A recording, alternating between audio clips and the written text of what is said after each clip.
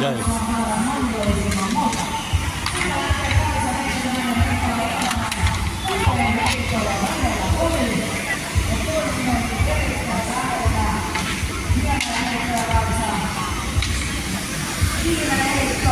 Lähellä oli, mutta aika ei tällä päivänä, nimittäin jos kaikki kilpailijat heittää ensimmäisellä kierroksella 0-5, me mennään uusille kierrokselle, joten älä kakkaa vielä mihinkään.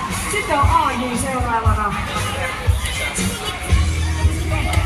Voi sanoa, että AJ on heittänyt näitä rinkuloita vähintään 100 kertaa. Katsotaan kuinka lentää. Se oli hieno heitto AJ. Kolmas rinkula. Nyt laitetaan vähän vauhtia. Viimeinen.